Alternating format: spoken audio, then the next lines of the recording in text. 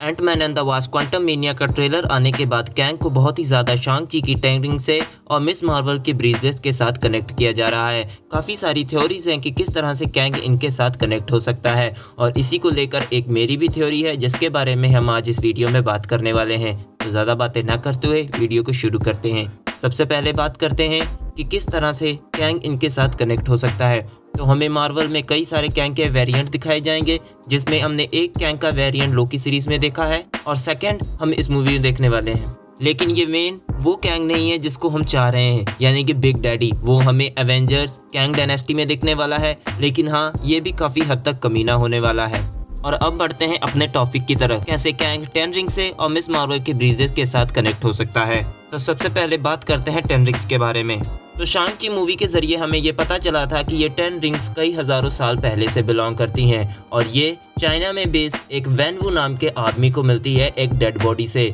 जिसके बाद वो इसको यूज़ करके वहाँ पे अपनी एक आर्मी क्रिएट करता है और अपना एक ऑर्गेनाइजेशन चलाता है जिसका नाम उसने 10 रिंग्स रखा होता है, जिसके चलते वो कई सेंचुरी तक जिंदा रहता है और बूढ़ा भी नहीं होता। हमने मूवी के लास्ट में जब देखा था कि ये रिंग वैन वू से शांग-ची के पास जाती हैं तो इनका कलर चेंज हो जाता है और ये कहीं ना कहीं पर सिग्नल भेजने लगते हैं, जिसके बारे में कंफर्मेशन हमें इस मूवी के पोस्ट क्रेडिट सीन में भी देखने को मिलता है, जहां वोंग, ब्रूस बैनर और कैप्टन मार्वल होते हैं और वो बात करते हैं कि जब तुमने इस रिंग को यूज़ किया तब ये कहीं ना कहीं पे सिग्नल भेज रहे थे। उस समय हमने सोचा था कि ना जाने ये कहाँ पर सिग्नल जा रहे हैं, लेकिन अब इस बात से थोड़ा बहुत हिंट मिल सकता है कि ये सिग्नल और कहीं नहीं बल्कि क्वांटम रेलम में जा रहे थे। और एंटमैन के ट्रेलर के दौरान जेनेट ये कंफर्म भी करती है क्वांटम रेलम की यूनिवर्स हमारे ही यूनिवर्स के नीचे बिलोंग कर रहा है। अब सबसे मेन क्वेश्चन कि कैसे कैंग इन रिंग्स के साथ कनेक्ट है। तो अगर मैं अपनी थ्योरी दूं तो लोकी सीरीज के फाइनल में जब हमें ही हू रिमेन्स दिखाया जाता है तो वो कहता है कि उसके वेरिएंट उसके जैसे अच्छे नहीं हैं,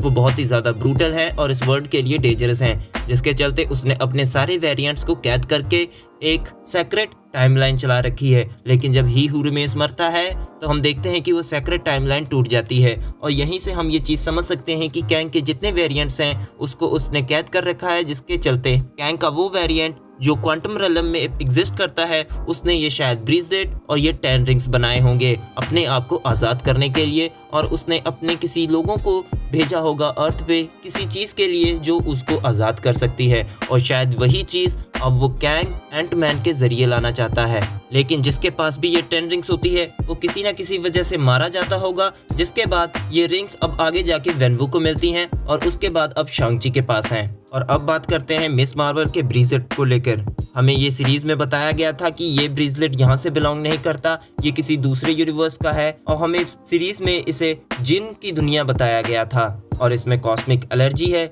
इससे टाइम ट्रेवल कर सकते हैं, इससे अपनी जगह को बदल सकते हैं। ये सब वैसे ही काम है जैसे काम कैंग कर रहा है। और उसमें भी बताया गया था कि ये जिन की दुनिया हमारी दुनिया के साथ ही एग्जिस्ट करती है लेकिन दिखाई नहीं देती, तो मोस्ट प्रोबेबली ये शायद वही क्वांटम रेलम हो जो हमारी यूनिवर्स के साथ बिलोंग करता है। और कैंग ने ना सिर्फ उन 10 रिंग्स को बनाया हो बल्कि इस ब्रीजलेट को भी बनाया हो, और ना जाने और भी क्या क्या उसने बना रखा हो और हमारे यूनिवर्स में एग्जिस्ट कर रहा हो, जिसके बारे में हमें अभी तक नहीं बताया गया। और इस सीरीज में हम देखते हैं कि कमाला की जो ग्रेट ग्रैंड मदर है उसको ये ब्रीजलेट एक डेड बॉडी से मिला होता है और वहाँ पर हम देख सकते हैं कि 10 रिंग का स्ट्रक्चर भी बना हुआ है और उनका लोगो भी है। तो ये 10 रिंग्स और ये ब्रीजलेट दोनों एक दूसरे के साथ कनेक्टेड हैं और ये दोनों ही कैंग के साथ कनेक्ट हैं। अब बात करते हैं कि कैंग ने एंटमैन को ही क्यों पकड़ा। जब ये 10 रिंग्स शांग-ची के पास जाके एक्टिव हुई और उन्होंने मैसेज भेजा, और ये ब्रीजलेट जब मिस मार्वल के पास जाके एक्टिव हुआ और उसने मैसेज भेजा, तो कैंग को ये मैसेज मिलते ही पता चल गया होगा कि उसके जो डिवाइस हैं वो एक्टिव हो चुके हैं और कोई उनको चला रहा है। तो जब कैसी ने इन सिग्नल को क्वांटम रेलम में दोबारा भेजा तो उसने सोचा होगा कि शायद ये वही लोग हैं जो मेरे इस गैजेट को यूज़ कर रहे हैं, और वो तुरंत ही उनको क्वांटम रेलम के अंदर बुला लेता होगा। लेकिन वहाँ जाकर उसे पता चलेगा कि उसका सामना एंटमैन से हुआ है और अब एंटमैन की फैमिली को वो अपने कंट्रोल में लेकर उसे डराकर ये कहना चाहेगा कि जो चीज़ वो चाहता है वो उसे ला कर दो, वरना वो सबको मार देगा। और इसका डेमो हम ट्रेलर में भी देख सकते हैं, जहाँ पे एंटमैन के कई सारे वेरिएंट्स हैं और मर रहे हैं। और हम मिस मार्वल के पोस्ट क्रेडिट सीन में ये भी देख सकते हैं कि मिस मार्वल कैप्टन मार्वल के साथ अपनी लोकेशन चेंज कर लेती है। वो इस ब्रीजलेट का यूज़ करके टाइम ट्रेवल करके इंडिया और पाकिस्तान के पार्टीशन के टाइम पर पहुंचती है, यानी कि वो इससे वो सब काम कर रही है जिस तरह के काम कैंग करता है। यहाँ पे बहुत ही ज़्यादा हाई चांस है कि ये सब डिवाइस कैंग के ही द्वारा बनाए गए हैं, और इसको हम इसके ट्रेलर से भी कंफर्म कर सकते हैं, क्योंकि कैंग के ट्रेलर में जो यूनिवर्स दिखाया गया है उसका स्ट्रक्चर और इन रिंग्स और ब्रेसलेट का स्ट्रक्चर बिल्कुल सेम है। और एक बहुत बड़ा पॉइंट है यहाँ पे जिसको कवर करना ज़रूरी है, जब हमने मिस मार्वल सीरीज़ देखी थी